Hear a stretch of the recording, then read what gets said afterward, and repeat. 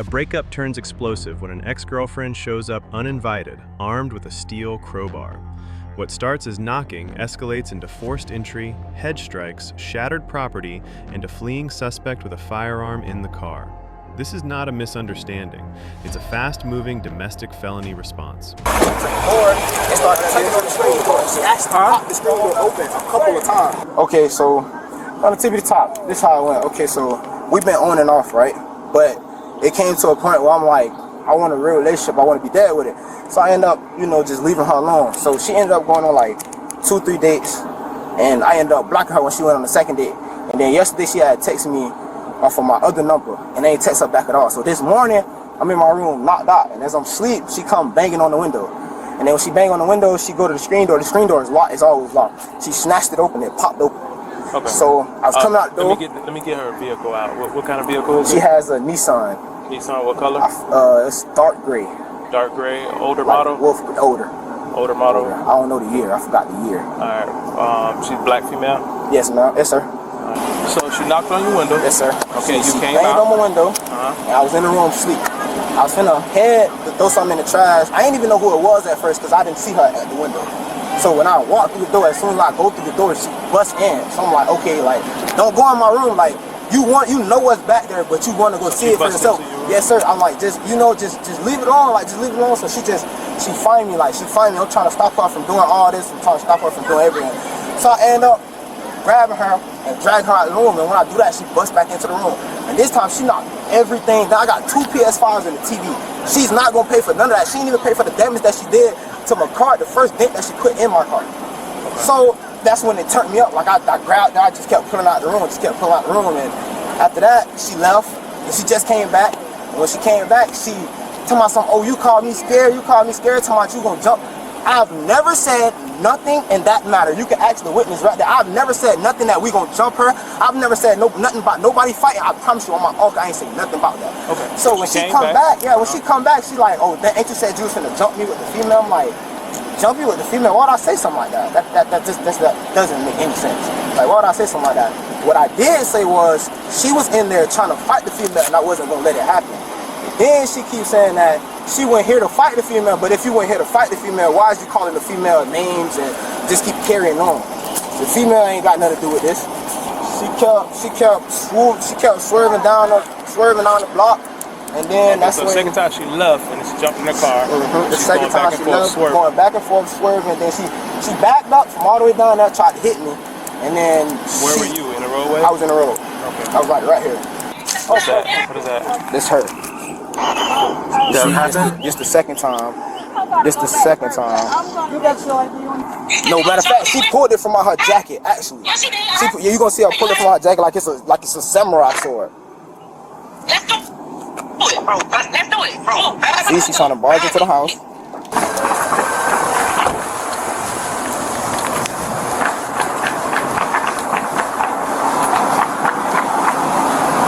out of the vehicle for me, sweetheart.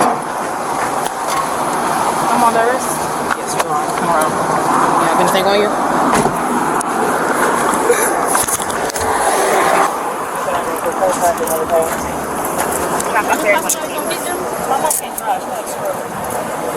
Hold on. How y'all doing? She mad at me. Go ahead and get the car. You hurt the leg? Yes, ma'am. You need to be checked out? No. You sure? What's wrong with your leg? My adrenaline just popped. Keep car running for AC, okay? What's wrong with your leg? Nothing. My shoe just popped. Yes. Where your mom at? My mom in the back seat. In the back seat? Mom, you got drive license? Come on. Mom, you got drive license? Come on, jump in the front. For 1 minute. 2 go. Yeah. I'm on Madison. You scared of driving? I just got to Talk about it, come tell them. Stop. You already did that down there. I got it.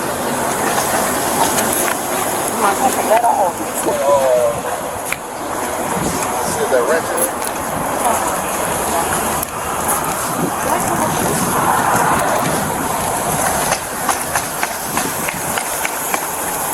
Can we take the post right real quick? Yeah, yeah. You ain't got nothing on you, right? Injury like serious, no, but I'm bruised up, like I feel beats and hits. So So I don't know what happened, but talk some shit. the other deputy gonna come talk to her. Okay, thank you. I ain't never been in a police car. What? I just twist my leg. Yeah, just put your butt there first, and then bring your legs in after. Yeah, just. I'm so embarrassed.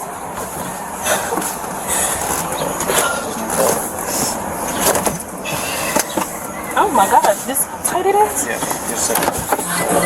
And they made for comfort. Can you look that way for me? All right, what's your look?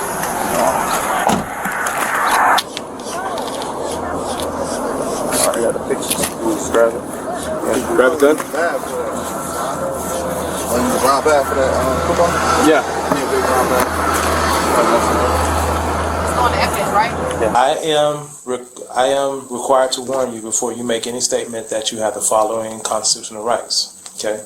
Now, when I tell you these rights, just let me know that after each one, let me know that you understand. Okay. You have the right to remain silent and not answer any questions. You understand? Understand. All right.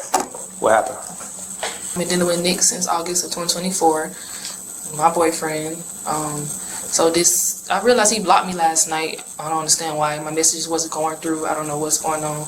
I had got a phone call from a cousin of mine that said that he picked up a girl last night and she's still at the house. So I'm like, this cannot be happening because I was just with him the night before.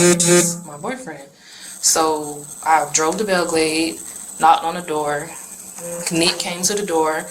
I'm trying to get in the house. I didn't even have to try. He opened the door, let me come in. I walked in. We tussled a little bit at the door. I'm getting to the room. Hold on, back up. So you say you tussled a little bit at the door? Like basically trying to push through the door. He pushed me out. Like, where you going? Where you going? I'm like, move. So he let me through. I walked towards his room.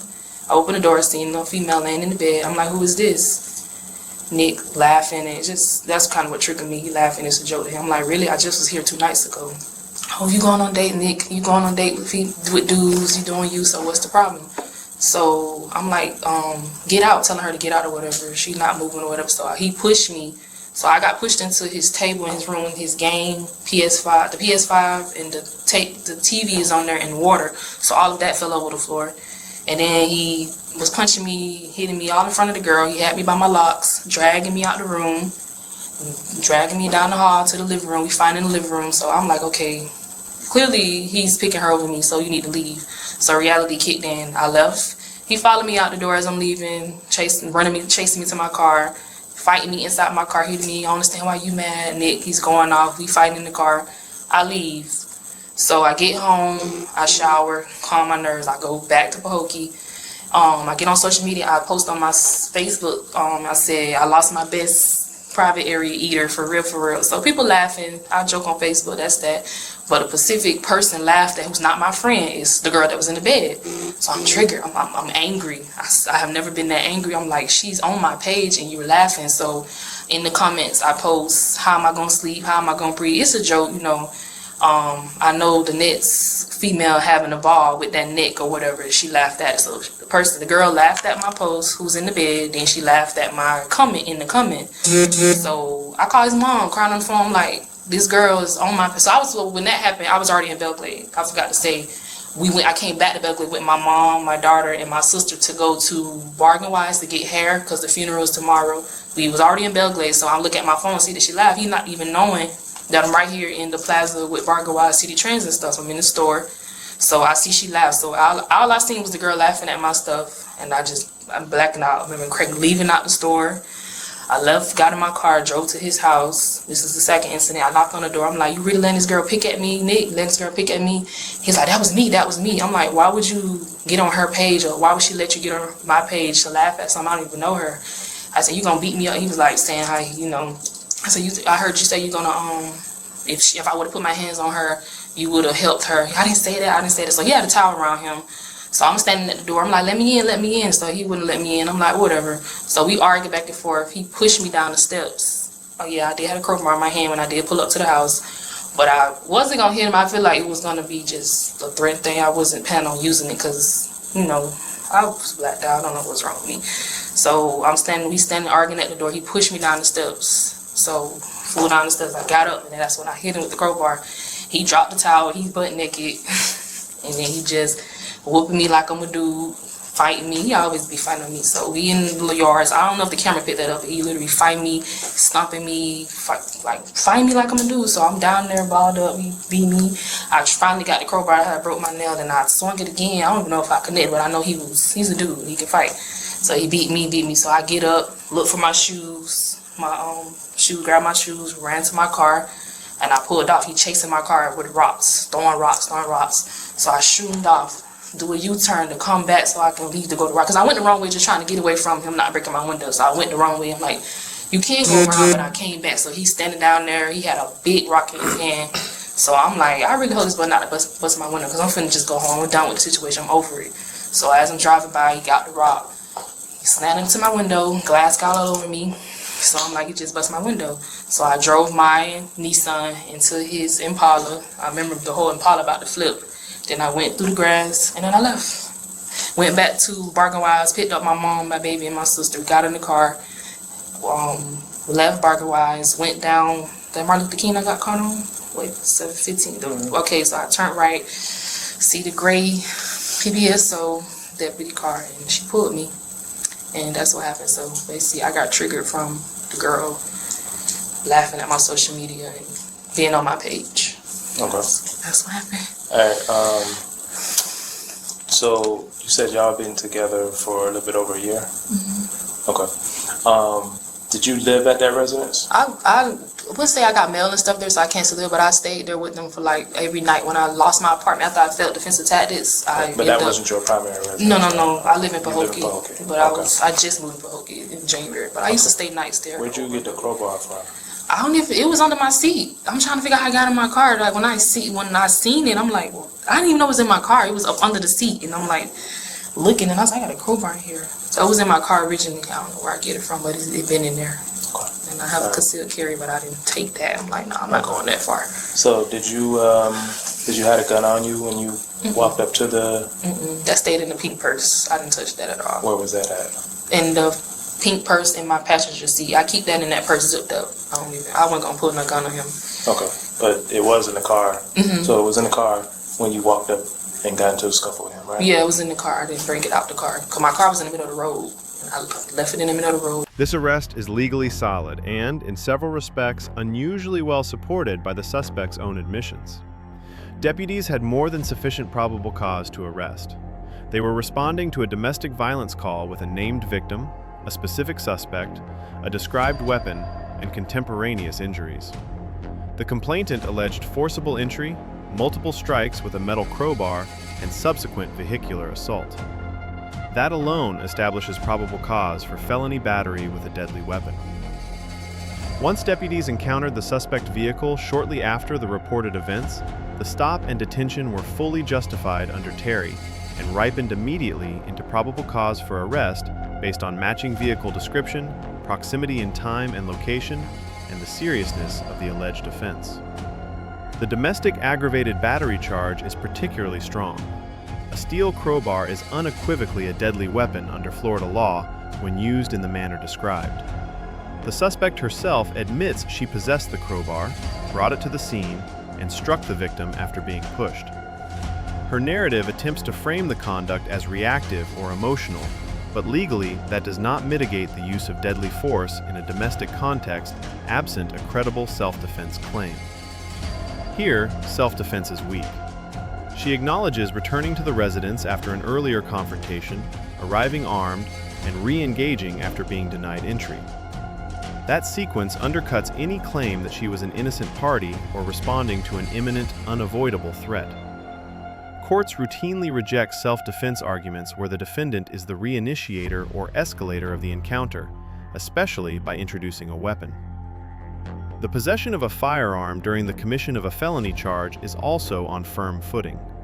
Importantly, the statute does not require that the firearm be brandished or discharged.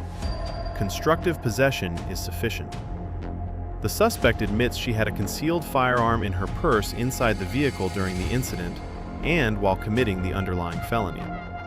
Her attempt to distinguish between having it and using it is legally irrelevant. Florida courts have consistently held that ready accessibility of a firearm during the commission of a forcible felony satisfies the statutory element. Her own statements close that loop for the prosecution. From a Fifth Amendment perspective, the deputies handled the post-arrest interview correctly.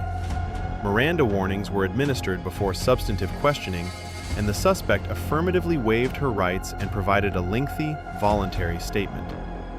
There is no indication of coercion, impairment, or invocation.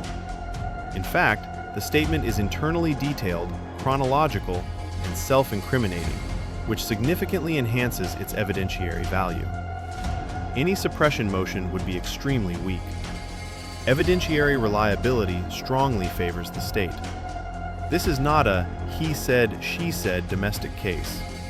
The prosecution has a contemporaneous victim report, visible injuries, an identified weapon, a fleeing suspect located shortly after the incident, and extensive admissions from the defendant herself. Even where the narratives diverge on who pushed whom first, the material facts supporting felony charges remain intact. The crowbar strike alone, by her own admission, satisfies aggravated battery. From a defense posture, the case is difficult. Emotional distress, jealousy, or provocation are not legal defenses to aggravated battery. At best, defense counsel may attempt to mitigate sentencing or negotiate a plea by emphasizing mutual combat or prior relationship dynamics. But on the merits, the evidence supports conviction. The firearm enhancement further raises the stakes and limits sentencing flexibility. The bottom line here is, this was a procedurally clean arrest with strong probable cause, lawful custodial interrogation, and unusually damaging self-incrimination. Prosecutorial strength is high, defense leverage is low, and the likelihood of the charges surviving pre-trial motions is substantial. If this case reaches a jury, the defendant's own words will be the most compelling evidence against her. Thanks for watching. If you found this legal breakdown informative, like, share, and subscribe. Leave your thoughts in the comments below.